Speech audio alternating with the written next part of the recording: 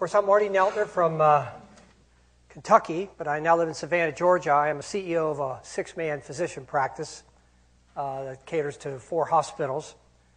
I used to have a building and consulting company. I have sold that, so I thought I could slow down and quit the traveling. But Mary and M keep having me come back out here, so they kind of keep me in the loop as far as the traveling. So I'm going to come at you today from a different perspective because I'm now in your shoes. As a consultant, it was always nice. I could go in and tell you what to do, walk out, and not worry about it, because if you follow my instructions, great. And it failed, well, that's the way it is. If you didn't follow my instructions and it failed, that's okay too. That's just the way it is. That's what consultants do. But when you're a CEO, you live and breathe. You deal with all the issues day to day. And what I bring to the table today, what I'm going to bring to the table, is the structure of the oncology business as an independent practice. Because that's the threat. And as a matter of fact, in your area out here, you're what I call the last of the Mohicans. When I went into this business 35 years ago, you were always the forefront. When I was in the East Coast, everybody said, if you want to see what's going on in healthcare, go to California. When I went out there, I found out they were really behind us. We were more doing things more innovative and more creative than what they were. They were behind the time. Now what's happened is everybody on the East Coast is abandoning the fort and going back to the hospitals. In groves. You're the last of Mohicans sitting out here as private practice. How am I going to make you survive? I got 4 hospitals right now negotiating with me. They want to take over my business. I'm not going to let them take over my business. And I'm going to give you some information about that. Okay? If I have to do a deal with the hospital, if I'm forced to do a deal with the hospital, it's going to be on my terms. I'm going to keep my practice intact. I'm going to keep my doctors, my employees, my most valuable asset next to the doctors is my employees. I'm going to keep that entity intact. So if I end up going into the hospital in some kind of a contract relationship and I have to abandon ship and come back out, I got my troops ready to go with me. I'm like my strike force going into Afghanistan. I go in there, I get the job done, and if I have to come back out, that's what I have to do. Because the market is shifting. It is shifting. Obamacare, we all heard what happened. It passed. Well, what does that mean? I'm going to tell you something. From our perspective, Medicare's been on a slow-moving train for the past 20 years. A lot of people don't know that. Whatever's happened to Obamacare does not affect what Medicare's doing today and what it's going to plan to do. All Obama's going to do, that care is going to take care of getting people insured. They still got to send CPT codes in. We still have to have fee schedules. We still have to negotiate with the payers. We still have to deal with it. The only thing that's new on the horizon, which is not new, by the way, is the accountable care organizations. How many have heard of those? Give me the hands up. I want an interactive class here. I'm sitting here for 6 hours. I want you guys drilling back at me and forth. If you got questions, you got to come up to the podium.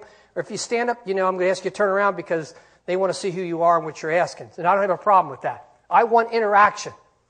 Okay? So back to the ACO, the Accountable Care Organization. What is it? If you go talk to anybody, they don't know what it is. They don't know what it's going to be, except it's going to be some kind of form of capitation. How many of you heard that term? Capitation, capitation, capitation. For those of you who didn't hear of it, capitation is basically, I'm going to give you a set payment, you manage the patient, may the force be with you. I'm going to give you $100, and if you can do it for under $100, you get to keep the money. If it costs you $120, that's your problem. And capitation didn't work for what reason? Anybody know? Pardon? Drugs? Well, that was one, but the overall reason why it didn't work. Pardon? Taking care of the patient, rationing care. When I need to see you once a week, if you're in a capitated model, I'm going to see you once every 6 months. That's how I'm going to make money. That's the force. That's how it works. Well, it didn't work. It blew up. It went away. It disappeared. And all of a sudden, it's come back under a different model. And really what it's talking about from the oncology perspective, in my opinion, is basically going to say, NCCN guidelines, how many of you know those? Follow them. NCCN guidelines, that's what we're following. Standard of care, right? What can I do? First line, second line? What happens if the second line? Third line. What happens if the third line? This one doctor used to tell me, Marty, that's the cocktail therapy. That's where I must really use my brain to really figure out what's going to make the patient therapy work. Well, you know what? They don't like it. They don't like the cocktail therapy. They don't like third line, fourth line. What they really want you to do, go second line. Let's face it. This is it. Cut it down. This is cut the mustard. Put it on second line. After you get done with that, put you on hospice and you're done. That's it. That's what I think they're going to try to do. What we have to do with data and information, and that's going to be the biggest challenge in your practice, is my practice in Savannah, Georgia. How do I prove to Blue Cross of Georgia, okay, how do I prove to Blue Cross of South Carolina, because I'm practicing over there too, that my value, what I do, is just as good as that hospital that has a bunch of doctors over there. And I'm doing the same thing, if not better. How am I going to do that? And how am I going to benchmark that against somebody else out there in the community? Because what the ACOs did, quite frankly, they went to the Mayo Clinic, the Cleveland Clinic, Sloan Kettering, and said, oh, these are facilities of excellence. Are they? I don't know. But somebody sure came out and said they were. Centers of excellence. That's where the ACOs came from. The Dartmouth report. So some of these things I tell you, you might want to Google them. Just Google Dartmouth report, just kind of read what they did. That's how the ACOs came about. And this is important for you to understand as administrators, business managers, if you're the nurse manager or whatever, you need to understand this because you need to network. I did it 35 years ago when I came out here and said, we oncology managers all got to band together. Because I was back in Ohio trying to get reimbursement for treatment planning 35 years ago.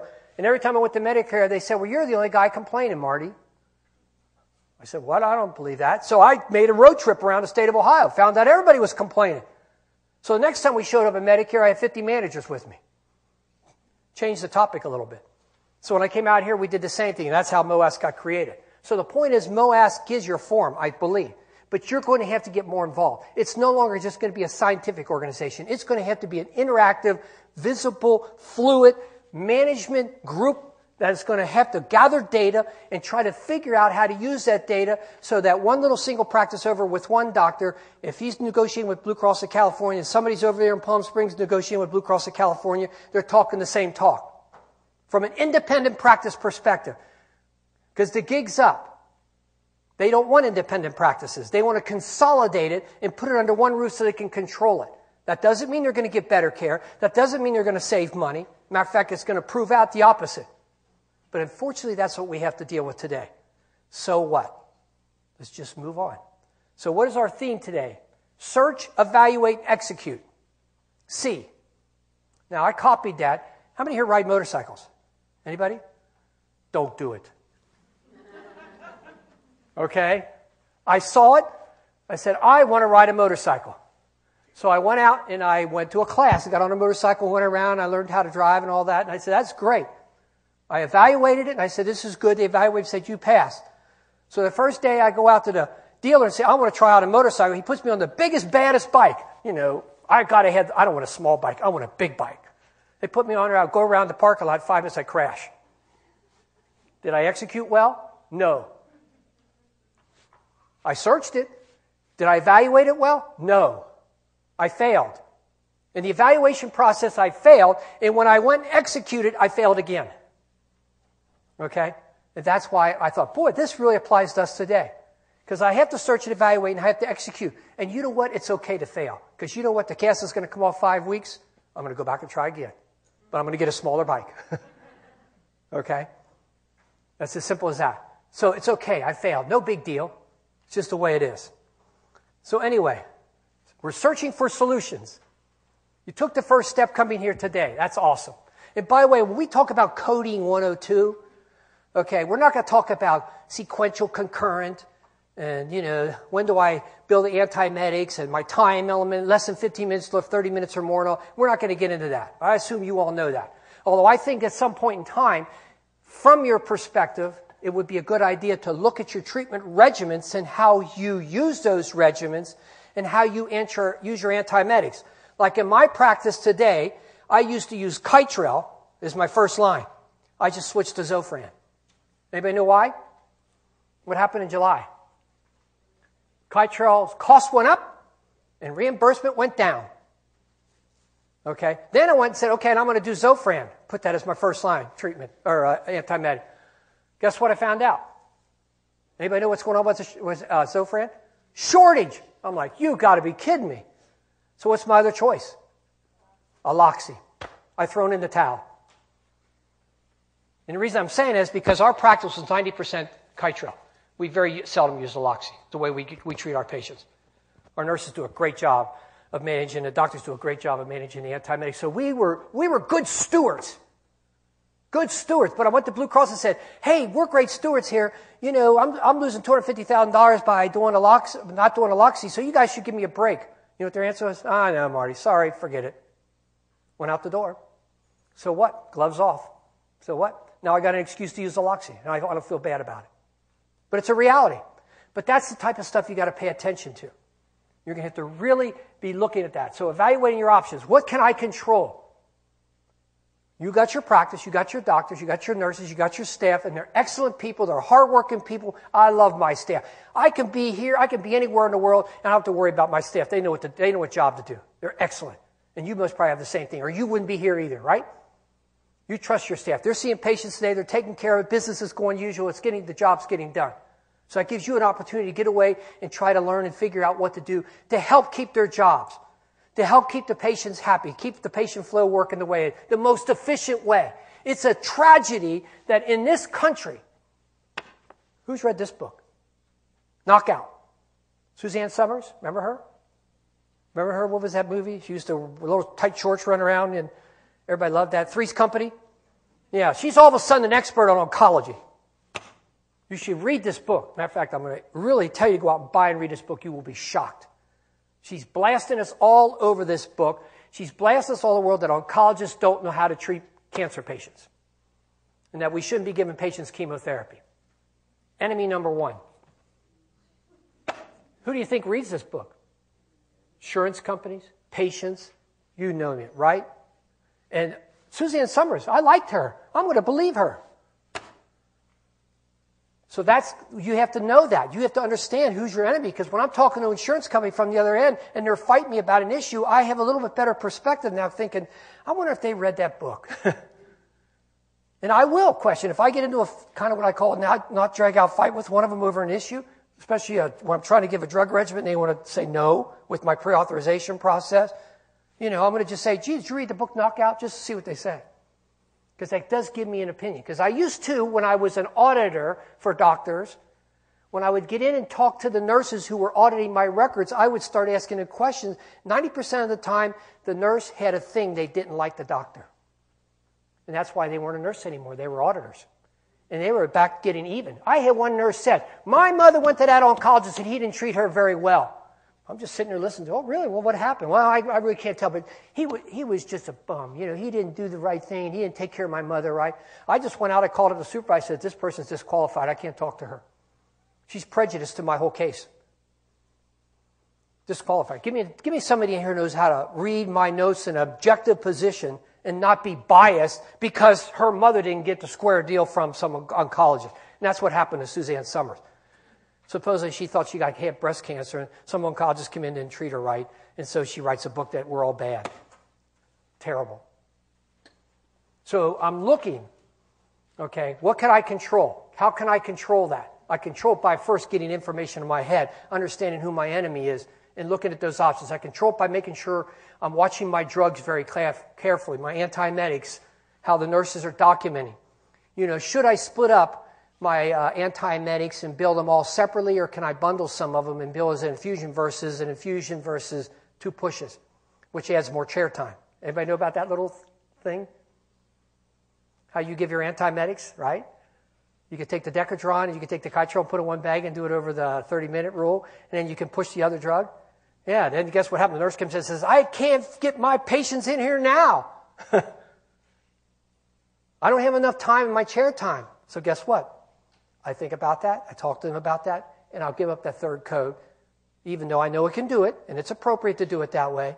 Less side effects, okay? But if my nurses say the patients are having less side effects, they need more chair time to get the patients in and out, then I'm going to bow to them. That's their department. My job is to find ways to help them as best I can. But those are some of the issues you've got to be thinking about, looking at all the time. So where can I find resources? Well, you're here. Internet, Google. Oh my God, I love Google. Anything I want to find it out, just Google it. Inherent reasonableness, Google. Incident 2, Google it. I can find 1,000 articles. It's just amazing. So, of course, executing, you need to be cautious. You need to be ready to act or react, and you need to push on. And if you fail, it's okay. Don't worry about it. It's not the end of the world. That's how you learn. The other thing, today we're moving into the oncology cheese maze. If any of you have not gotten this book, you can read it in an hour. Or you can get the little CD. I actually like the CD while you're driving to work. They play it while you're driving, and it's a great, great book. It is the story of oncology. Okay? I have been snuff and scurried for 20 years. I'm in the maze. And you know what a maze is? And think of the mice being in the maze, bouncing off the walls. What are they looking for? More cheese. That's what the book is about. There's 4 people, or 2 animals and 2 men, and there's this big mound of cheese, and all of a sudden the cheese starts dwindling down. They're eating every day, and they're all happy. Life is good. They got the great life. But the mice instinct starts kicking in. They see that cheese stockpile starting to dwindle. And they say to him and Hall, we need to go out and try to find new cheese. Does that sound familiar to oncology? I heard Marianne said before, oral medications. Is that a way of finding new cheese? See? So what's been happening? E&M codes. Is there a place to find cheese there? Big time. Even though doctors still tell me today there's no money in E&Ms, and boy, I just laugh at them. That's where the money's at, is in the E&M codes. That's easy money. It's their right, and they're undercoding, and they should not be doing that. And that's got to change. And hopefully this afternoon when we go through that, you'll see why, and you understand it, and have a better understanding why, and you have understanding of the tools, and you understand what the other side's using as a tool, which is totally illegal. So we're going to create our own tool. We're going to go over that later. So basically, him and Hall, they go out and they try to find new cheese. Not him and Hall, Snuff and Scurry. Him stays back. So they keep coming back and says, hey guys, we found some more cheese. Let's get out of here. Let's head down the road. And eventually Hem goes out into the maze. Hall doesn't. So what do you think happens to Hall? Cheese dwindles up, dries up, gone. Where have all the oncologists gone? Back to the hospital. They're the Halls. They didn't look for new cheese. They ran back, got a good contract, got good numbers. Now all of a sudden, 2-3 years later, hospitals are coming back saying, hey, you know what? We're not hitting the targets that we thought we were going to hit. We're going to have to lower your salary. So all of a sudden, I'm starting to see the Halls coming back. It's quite interesting. It's quite interesting. So it's a great book because it does give you an idea of what you're up against and where you're going so that you understand that there are things you control, there's things you can't control, but that's just the way it is, okay? Okay, 30 years of experience. Medical oncology value is returning when the medical oncology hematologist seeks relationships with hospitals. Value is in the visit, plus supervision, plus management, plus leadership, plus administration. That's what happens when they go back to hospitals. And we'll go over some numbers, and I'll show you how they arrive at the numbers. And that's important for you to understand that. I want you to understand what your docs are up against, because when they go to ASCO or when they go to the meetings, they hear their buddies who are at the hospitals getting these great deals, and they're wondering why they are not. And I think I found a way to get the value back. But that's typically what happens, because in oncology, which I'll show you some slides here, you really have 2 values that you're promoting. You have seeing the patient, and you have evaluating the oncology treatment plan, and managing the patient and supervising, understanding the protocol, understanding the regimens, teaching the nurses, going to the seminars, keeping up to date. It's the hardest medical specialty in the United States, medical oncology. It is the hardest. Everybody knows it's the most difficult. It's so fluid. It changes all the time. It's not taking your gallbladder out every time. You just take it out. Take it out. Take your tonsils out. Take it out. Take it out. It's not a big deal. But oncology is changing all the time. We got new drugs coming online. We got new things coming online all the time. And they have to go back to school. They are constantly learning. They're constantly updating. They're constantly changing. They have to understand the multi-system facet of a patient. It's not like I just got to understand your eye because I'm an eye doctor. I got to understand everything about you, because if I put 5 poison drugs into your body, as Susan Summers says we're doing, I better know how to counter those drugs to keep you going out the door and coming back the next day without you crashing and burning up in the emergency room for neutropenia fever. And that's a testimony that we do a good job because we don't put many patients back in the hospitals these days. But for some reason, the industry believes and thinks we're doing a bad job. And she's out there promoting it. And I don't even know where she's getting her information because half of it is wrong. I don't even know where she's getting her sources from. So anyway, those who do not establish a relationship with hospitals, I'm hoping it's you guys, hoping it's me. Okay? We're having a big meeting back in Savannah tomorrow with one of the hospitals. They're coming back with the third proposal. They said, Marty, you're not going to be here. I said, I don't care. Go sit down and talk to them. Matter of fact, that's your excuse. You walk in. If you don't like the deal, just blame it on me because I'm not there. Well, you know what? If it's going to happen, it's going to happen. If it's not going to happen, but it's going to be on my terms. And that's what we're doing. So the point is, if you're not going to establish a relationship with a hospital, you got to master the coding of the visits. You have no choice. You absolutely have no choice, because if you don't, by next year this time, half of you will be gone, because your doctors will either shut their door, go work for somebody else, or they'll consolidate with another practice, because that's what's going to happen. So you're going to have to master that. The drug margin, we've got to figure out a way to try to get that to be somewhere the 25% of cost or 15% of ASP overall. Okay? That means we've got to beat up on the distributors. Okay? We've got to get them to lower their cost so that we can make our margins. That's one thing we're going to have to really work on. Okay? We need to control our costs, of course. But, I don't want to shortchange my nurses. I don't want to shortchange my medical assistant, my front desk people, the filing, everybody that works very, very hard. I don't want to shortchange them and try to put too much on them because they'll burn out. So I got to be their advocate. And they know that. I am their advocate. They're my buds. They're my best buddies down there. And I'm a servant. When I say to them, I'm a servant. I am not your CEO. I'm a servant. You need something, you come to me. I'll help you solve your problem. That's what I'm here for. I'm not in here to direct. I'm in here to lead and guide. And if you need something, I will go do it. If you want me to go get a wheelchair, I'll go get the wheelchair. If you want me to sit at the front desk for a little bit to relieve you so you can go to the bathroom, I'll do it. I don't have a problem with that. Don't have a problem at all. I get respect that way too, by the way, by being a servant. Okay? Negotiate contracts demonstrating how private practice cost is lower than hospitals. That's my toughest problem. I don't know how to do it. You know why I don't know how to do it? Because I got a 6-man group in Savannah, Georgia. I don't know what you guys are doing out here. I have no idea how you're performing. I don't know what benchmark data to use. It would be nice to say, oh, gee, there's 70 practices out in L.A. that I benchmark against them, and we're doing as good as them, or they're doing as good as me. Based on the regimens we treat, how we take care of our patients, we put them on hospice appropriately, we do the right thing, we don't overprice the product. Okay? But I don't have that tool. I don't have that network like I used to. And 25 years ago, it was easy to do because it wasn't as complicated. Today, it's 50 times more complicated. So that means, but I do have the technology.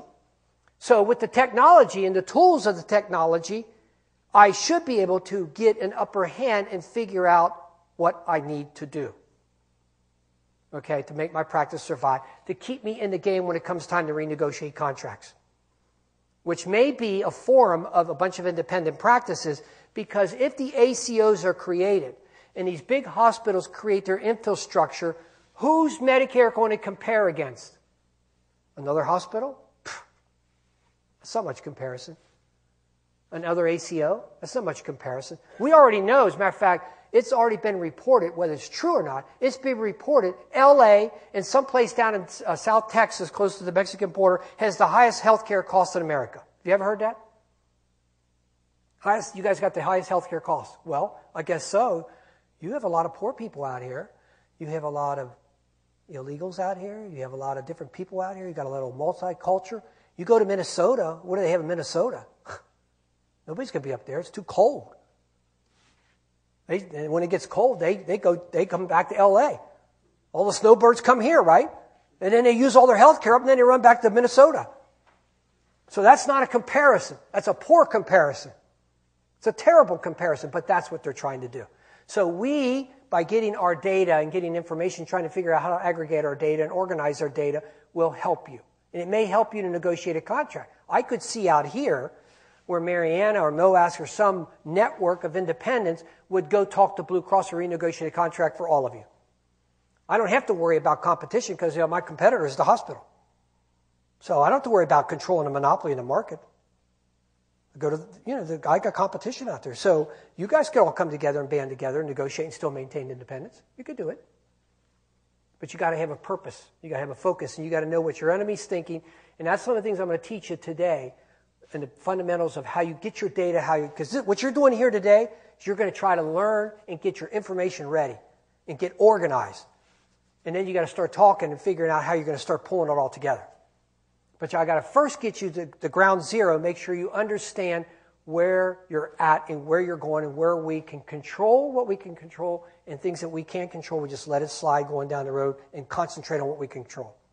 It's sort of that old analogy of negative energy and positive energy. If 4 people come to you and bitch and bitch and bitch, how can you solve a problem when everybody's bitching at you and complaining, right? Throw away all that negative energy. Focus on the positive. Just keep focusing on the positive. If you keep doing that, then we will succeed. You will succeed. Okay. Medical oncologists will need to understand how to price meaningful value in their contracts with payers. When we figure out what the meaningful value is, then we can figure out how to put it in the contract. For example, one meaningful value. Do I go to the payer and say, I will sell you my drugs at cost? At cost, okay, if you pay me over here X, right? Is that a strategy? I don't know. Might be.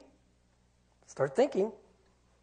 Because if the other side is getting a 150 to 200 to 300% markup on the drug, and you come in willing to give that up as a loss leader to get paid for your E&M and your chemo, what difference does it matter? If I shift the money, who cares?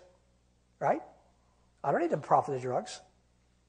Like, as long as I get my E&M and get my chemo, I'll give up the drug profit. But I got to have a process that if I do give them the drug cost, they got to pay me right away so I can pay my drug bill. So there's going to have to be some kind of incremental number on that, tagged onto that, which what we used to have, a lot of people didn't know this, 35 years ago, they never had a markup on drug as a percent. It was a fixed fee. Before AWP, for ASP, back to AWP, going backwards, Medicare paid drugs invoice plus a compounding and mixing fee. They sure did. And that might be a solution. I'm not sure. Okay. Maybe we need, how many level of office visits do we have? Anybody know? How many level? How many level office visits? 5? Did I hear 5? 5? Right? Maybe we need a level 6, 7, 8, 9. Right? That might be a solution. What better way to get data? What better way to get data if I expand my E&M codes and put a value on a level 6 that says that's a first-line treatment patient. A level 7 is maybe a second-line treatment patient. A level 8 is end-of-life patient. So every time you're billing a level 8, you're really talking about end-of-life, right? If you're a level 6, you're talking about first-line treatment patients. See what I'm doing? That's the data. That's the power of data. But I don't have that data because everything's buried under a 4. I mean, right now, if you look at our bell curve, it's horrible. We look like internal medicine doctors. It's horrible. So the key is how to return value to those physicians who remain in private practice. There's a plan. That's what MBC does, and that's what hopefully I'm going to push down your throat today. And so you go back, you're going to be charged up and say, I know now what we need to do here, doctor, to start working on these things and then start feeding back and start networking as far as the next time we get together, what are we going to do and how we're going to gather data, okay? Progress is impossible without change, and those who cannot change their minds cannot change anything. That's very important.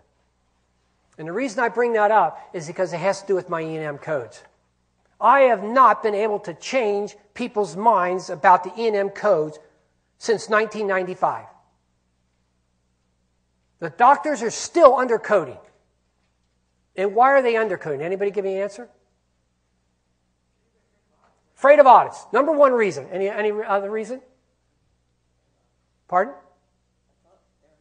That's one. But what else? No, what else? They don't want to dictate. They don't want to put all that garbage in that note. It doesn't mean anything. When you read a doctor's note, what page do you read? Huh? Last page. You care about, do you care about the review system of the exam?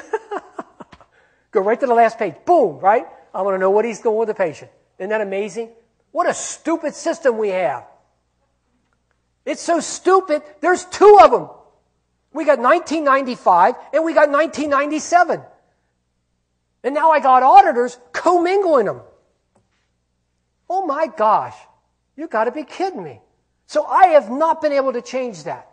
I'm out in the maze, and him and Hall's still back, my docs are still back there looking, saying, I am entitled to my cheese. I am not going to go out into the maze. I don't need to go out there. I am entitled to this. They should pay me for my expertise. They should pay me for who I am. How many of you heard the doctor say that? Oh, yeah, doctor, sorry. It's not the way it works today. 15 years ago, you could get away with that. Not today. You've got to change, doctor. They're starting to. They're starting to get the picture. Okay, good news. Okay, you're all going to get a jump drive when you leave here. In that jump drive is a lot of stuff. You ain't even got 10% of what I gave you in the jump drive. I've organized your folder like a compliance program manual. So I've outlined it for you. I've put it in nice little folders and boxes. You got it all right there. All you got to do is start reading it, looking at it, thinking about it, and use it when it is appropriate and when the time comes up that you need to do it. Okay? For example, how many here are having problems when you do chemo and visits the same day and they deny the what? Office visit, right? Okay, got a solution for that. I got the documents that you need to attach. I even made you a letter up that pulls out, quotes the regulations, quotes the citations, that when you send that in, I have yet to have one turn me down. I have yet to have one turn me down. They cannot do that. No payer can do that. And don't ever sit there and say that's a contract issue. It's not a contract issue unless it is explicitly written in that contract. It says the day the patient comes in for chemotherapy, you shall not bill an office visit. It's actually medical malpractice, if you want to be technical. It's medical malpractice not to evaluate that patient when they come in for chemo. And it is not part of the chemotherapy services. And that's what that document, that folder, everything in there points that all out. So it's all nice and neat and organized. All you got to do is print it all, put the letterhead on it, fill in the blanks, get the doctor to put little comments on there clinically about the patient. That's always good. You know, Mrs. Smith is coming in here getting her chemotherapy. She's on FOLFOX therapy. This is a very complex therapy, and she needs to be evaluated for the side effects of toxicity assessment, nausea, vomiting, neutropenia, fever, numbling, tingling, and yada, yada, yada, all the way down the line. And if I don't evaluate that patient, and that patient just comes in, I send her back there, and she gets chemotherapy, and she crashes and burns, it's going to be on your butt, buddy. Because that's what they're really saying. And when you put that argument in front of them, problem goes away. Okay? I've got articles in there. I've got some audit forms, a compliance program, educational meeting things. So when you attend a meeting like this or you do a webinar, you can put this all in that nice, neat folder. Why is this important? Anybody know why? Can anybody give me a reason why? Come on, compliance. If I'm a Medicare auditor and I walk in and I see you doing and behaving a certain way, what's the first thing I'm going to ask you for? Why are you doing it this way? What classes have you attended? How did you come to conclude to do it this way? Oh, it's that Marty Neltner guy. He told me. Okay. But it is a source. It is a resource. Because that's what compliance is all about. That you're showing them that you are a student, that you're reading, analyzing, understanding, and if you don't agree with them, you have a right to what? What? Come on, somebody wait a minute. Appeal. You have a right to change the rules. That rule got in there somehow. Why can't it change? And how did it even get in there? 70% of the articles written by Medicare, they are not even regulation-based. It's some moron's opinion. And when you go dig and find the data, you find out they're wrong. But nobody's challenging them. My doctor, oh, Marty, you don't want to challenge them. You don't want to talk to them like that. Why not, doctor? They might order a whole audit and come in here and shut me down. Oh my God! I'm saying, you know what? You pay taxes and I pay taxes. They put their pants on just the way I do every morning. You know what? You have a right. And by the way, if you're an auditor and you came into my office and said, I found all these errors, and I said, oh, okay, I'll write a check. What's that say to you as an auditor? Guilty as charged. Put up a fight. 3 times in my career, 35 years I've been in this business, I've thrown auditors out of my office. 2 times, the doctor was leading the charge. And I'm serious. I'm telling you, the one guy, his old leg was coming up, and the guy was going fast out the door. Old Dudley Anderson down in North Carolina. I never seen a doctor so mad at an auditor. And I just, when he walked out, I just laughed. I said, this is the most awesome thing I've ever seen in my life. Thank you, doctor. There is help out there. I said, now get on the phone and call the medical director right away and tell him, don't ever send incompetent people down to your office. And that's what he did. They never bothered him again. From that day forward, he was one of my believers. He started billing level 5s correctly and appropriately. And they left him alone. So your docs are going to have to fight. I'm sorry. I don't like to make waves myself. I try to be a positive reinforce. But when I go up against some of these people that I'm dealing with today, they're terrible, these auditors. They have no clue what's going on. And I'm in three big audits right now. And they're going down. Medical oncology passed. Okay, this is very important to understand this concept. It's based on relative value units. How many understands RVUs? Relative value? Come on. If you don't, I'll gladly take a few minutes to go over because we have plenty of time. What is a relative value unit? It's my work, it's my expense, and the third is malpractice. No, you won't have that slides in there, by the way. I'm sorry. You won't have that slides. These are three I put in there at the last minute. But they will be on your jump drive. Okay? They will be on your jump drive.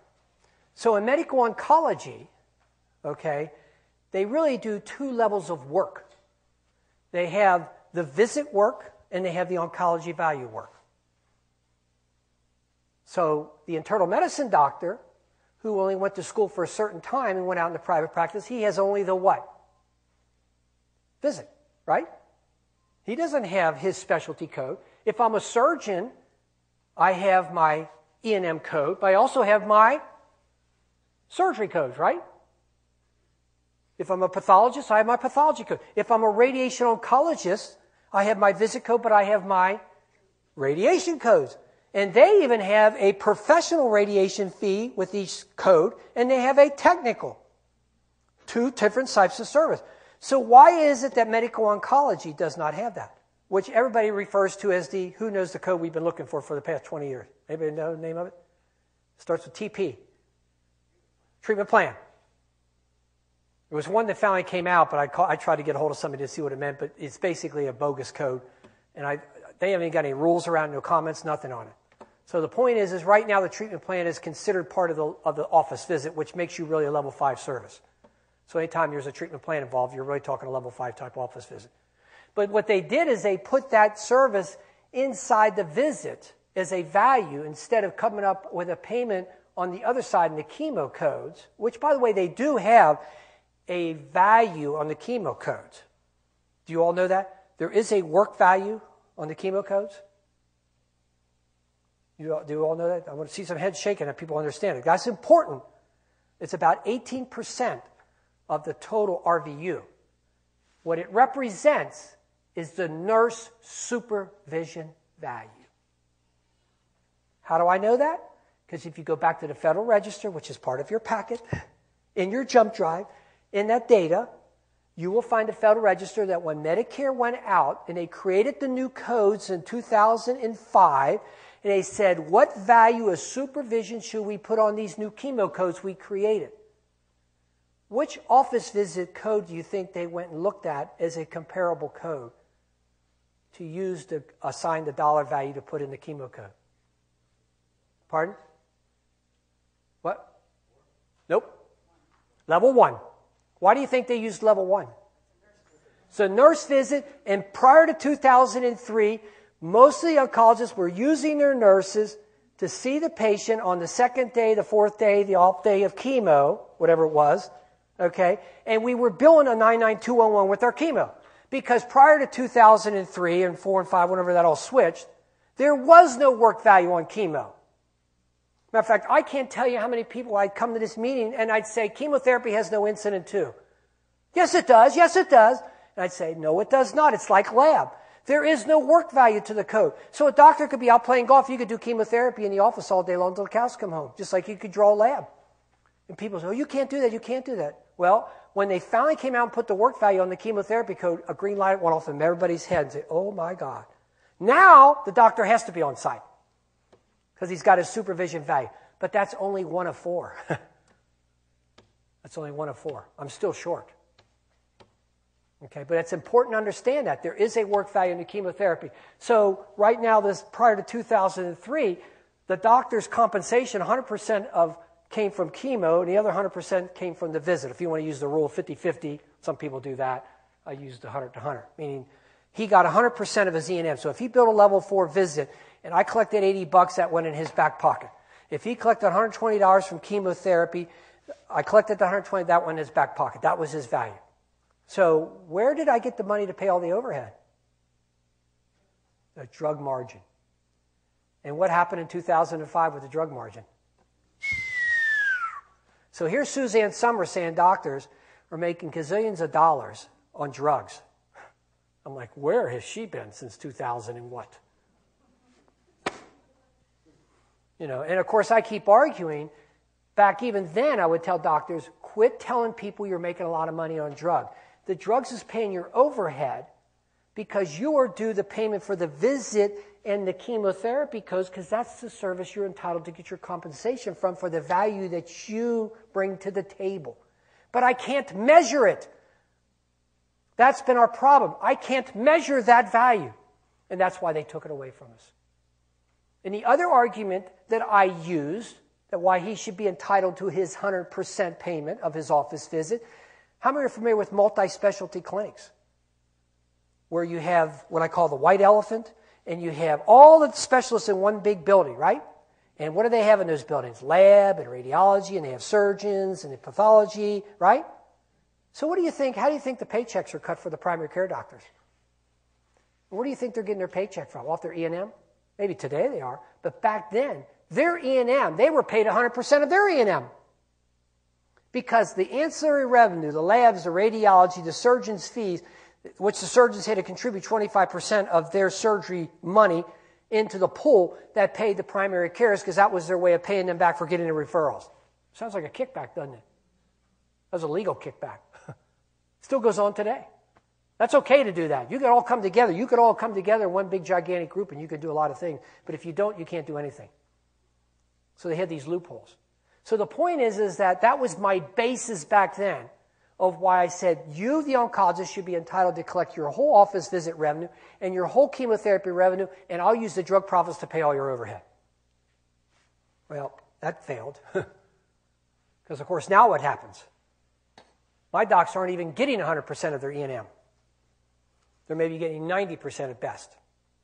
So that means for every office visit that I generate in my office, I have to take 10% of that office visit revenue and put it in the pool to pay my overhead. Now, why would I be in private practice? You know why? I could just shut her down, go over to the hospital, and collect my full office visit payment with no overhead, because the hospital's to take on all the overhead. So what's the incentive for the doctor to be in private practice? If he's getting 90% of his E&M, and he takes all the risk, all the headaches, has to buy the drugs, deal with all these issues, how in the world and why in the world would he ever accept that type of payment? That's what it is today. And that's why a lot of the doctors are jumping ship and going back to the hospitals, because the hospitals, are giving them this deal back again through what they call the work RVU. And I'm going to go over that in more detail. But I'm going to try to keep it as simple as possible, because it gets very complex. And when you're talking to some consultant coming in, he starts throwing all these numbers around, or some hospital administrators and the doctor all throwing these numbers around. You could get lost in the inertia of all the numbers.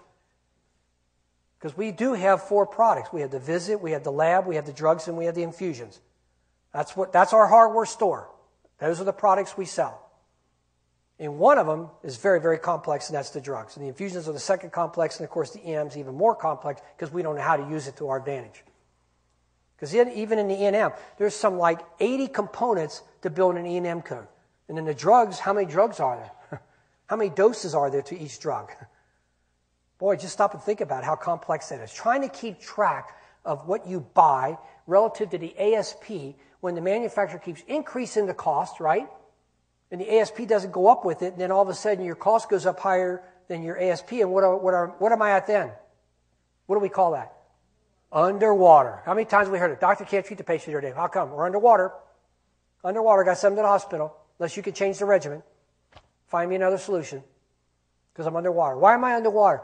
Well, because the stupid manufacturer, okay, who's very good at this, and the distributor, they're both, I hate to use the term, in my opinion, somewhat in bed with each other. They know how to play the game. The problem is, we're at the tail end. Because when they increase their money, they get it. When the distributor increases his, he gets it. When do I get mine? 4 to 6 months later, when they finally, the ASP catches up with my cost. If you want to go have some fun, go look at the Neulasta, go look at your Procreate, and trace it backwards 2 years. And look how many times they raised the price, look at the ASP, and you'll see you were underwater 99% of the time, the whole time. As soon as you got caught up, they put you underwater again. And then they said, oh, we'll give you a rebate. Can't wait for my rebate, right? Yeah. What did Neulasta just do? Changed the rebate program, didn't they? Oh, they finally got the picture. They seen the picture.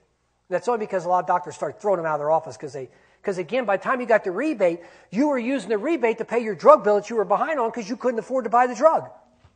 So you never got caught up. So now they're giving you the rebate up front, but they're still playing this funny game, with the numbers. They're still playing this funny game, and I hate that funny game. It just, 25% off of this price comes down here, and then they do this and they do this, and then you look at the number and say, just what the hell am I getting paid compared to Medicare? Terrible. So anyway, this compensation thing is very important for you to understand because that's what happened in 2000. And remember, if you're a student of history and you understand history, you're going to be able to see what's happening today and maybe predict the future, right? Because history does repeat itself. ACOs are a form of capitation. I can walk you backwards and I can show you. I've predicted so much in healthcare and people say, how'd you do that, Marty? It's simple. I've been around too long. I've lived the history. And I was a good student of the history, and I kept track of the history because I knew eventually it was going to come back. But I've not been able to get people to change their mind on the E&M codes, and that's my biggest frustration because that's where it's going. It's headed in that direction, and we've got to embrace it. Okay. Drugs no longer pay for overhead and offer value to the physician, commonly referred to as profit. Chemoinfusion services contribute to pay overhead of infusion area and visit department. Chemoinfusion codes recognize the supervision of, say, 18%. Physician compensation is now basically 90% of the E&M. And if I'm lucky, it really should be 118%, shouldn't it? If I'm getting 18% off the chemo codes, and I should be collecting 100% of my E&M, why am I not collecting 118%? That should be the doctor's compensation. That's my first benchmark. First benchmark. That's how you got to think. Because what I did 35 years ago when that Dr. Horwitz walked into my office and said, I want to go out and be in private practice because I'm over here practicing in the hospital, I said, what do you do that's different that if I put you in private office that I can make it to your advantage because this is a business we're going into. Yes, it is taken care of. It is a business, but you're going to take risks. You're going to go out and buy drugs. You're going to employ staff. You're going to have to pay rent. You're going to pay all these bills. And why would you leave the comfort zone of the hospital when they're paying you $200,000 right now? You should go, if you're going to go private office and you can set it up and make it more efficient, you should make $400,000 because you took the risk. That should be your right. Well, it is your right in the American industry or United States, whatever we are anymore. I don't know what we are. The point is that you have the right to make it work, but you've got to make it work. The government's not going to do it for you. And that's what everybody keeps trying to do. They want the government to bail them out. No, we're going to fix this problem ourselves. And we may have to fight with the government a little bit too to show that we are the best ones that take care of the patients. We're the most qualified, we have the most reasonable cost, and we always do the right thing. But for some reason, you over here, the government, think we're the worst carers of patients, that we overtreat, and we make too much money on drugs. And that's how they think. I've got to change that wheel, gang. Medical oncology future. New therapies have questionable outcomes. I hope their Prevenge rep's not here. Prevenge? I mean, I'm not going to question the therapy. I'm not going to question the technicality. But I'll tell you something. When something costs $90,000, okay, and the lifespan goes out a couple of months, you and me got a problem because that insurance company, they're going to give me hell about trying to pay that, right?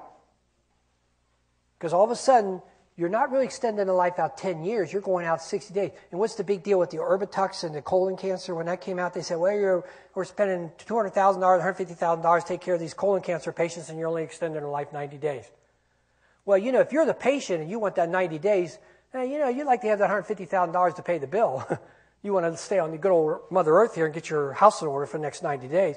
I'm not going to judge that. That's not my job. But I know what I'm going to be the one down at the bottom of the barrel trying to figure out how to get it paid. And I have to deal with that insurance company over who doesn't want to pay me because they think I'm ripping them off and I'm treating patients when they shouldn't be treated. Go back to my ACO model, right? Second line therapy, you're done, put them on hospice, and that's the end of it. So that's going to be an issue, a big, big issue. Okay? Burden would be put on you to make the decision about patient care. The insurance company's not doing it. Now, they'll put you through a hassle of pre-authorization. They'll delay it. They'll slow it down. They'll do all kinds of things. But at the end of the day, if that therapy's approved, NCCN approved, they got to pay it.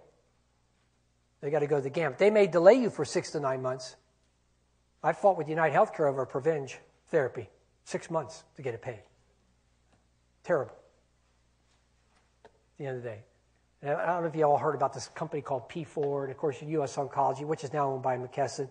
They got these clinical pathways, and really all they're doing is they're taking the treatment regimens. And so if you have a breast cancer patient, first line, they find which ones are the most profitable ones, take the antiemetics, plug them into the formula, and say, doctor, use these 5 over here and forget these 10 over here. That's really what they're doing.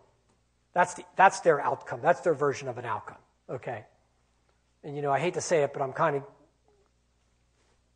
biting my tongue and saying I'm buying into it because I ain't got a choice. If I want to keep my doctor's private practice, I've got to learn how to play that game, okay? Of course, hospice and end-of-life, healthcare consolidation's going on. That's the future value.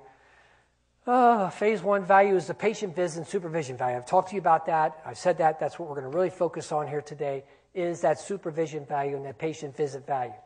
Phase 2 may be the value based on some global contract for patient care using the ACO model, joint venture, employment with a healthcare facility, management models allow common goals to ensure the healthcare facility viability. So, for example, if you have a hospital that has a 340B and they want to do a deal with you, don't sell your soul to the devil and become an employee.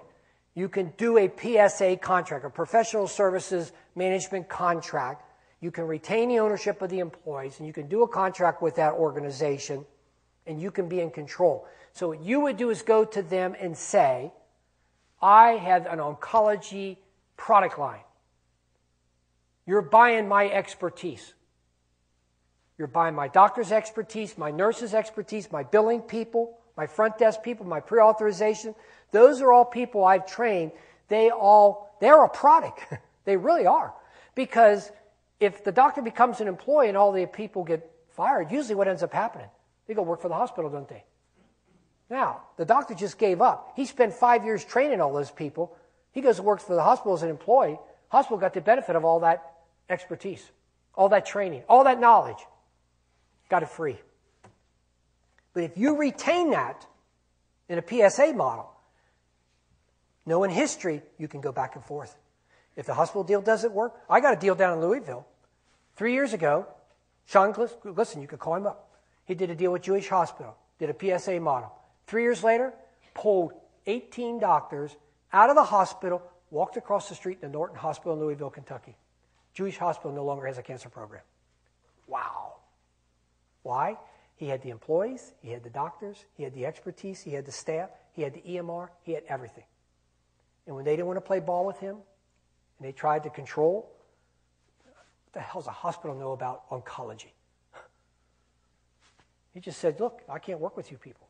He just, one day, that Monday morning, everybody was over Jewish Hospital. Patients got letters. For a week there was a little confusion, but they're now over Norton Hospital. Pretty awesome. But the doctor was in control, and that was the best news. And if that deal doesn't work, he'll find another place. So and that's a tragedy too. This whole 340B. Does everybody know about the 340B? Huh? You don't know? 340B is a government program that was instituted 25, 30 years ago. When the Korean War ended, the veterans came out and the government said, we need to be able to buy drugs cheaper. So they created a law and said, you drug companies got to sell your drugs to the VA 35% below the lowest price. So the hospitals come along, you know how you do in the government, slip in their little bill on top of the bill and say, well, wait a minute, we got all these indigent care patients, so we went in on the gig. So it got passed. So if you have a hospital that has 10% or 15% or some number of indigent care, you qualify for this wonderful program of 35% off of the lowest price. So if I'm buying $1 million of drugs, I am now paying $650,000 per million. That's a pretty nice deal. Yes, ma'am. Why would it? Why would the government? The question is, do I see that changing with Obamacare? And my answer to that is, why would it? Why? There still will be indigent, and there's still Medicaid. Okay, and what's Medicaid doing? Aren't they all asking for NDC numbers now? Oh, hello. No, it is not going to go away. The only thing that will help it, diffuse it, as more and more drugs become generic, and as less and less drugs come online, what I call first-line brand drugs, because, we don't have a lot of new ideas coming out right now.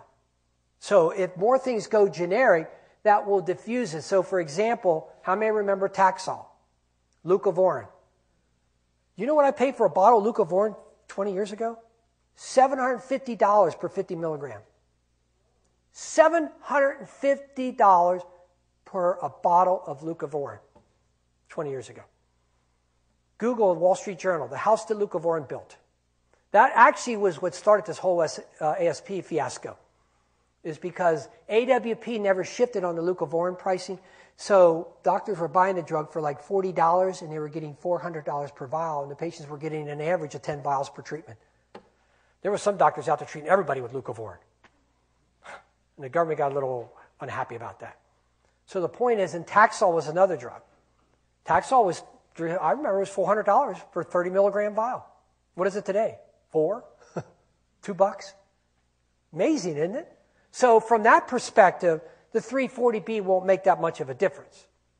If you go back to the ACO and say, we will treat you first line, second line, put you on hospice, 340B is not going to help them that much, because the first line, second line is most of your generic drugs. It's not till you get to later, then you get into the Avastins and all the high-tech stuff. By that time, you're going to shut them down, if that's what the ACO is going to be doing.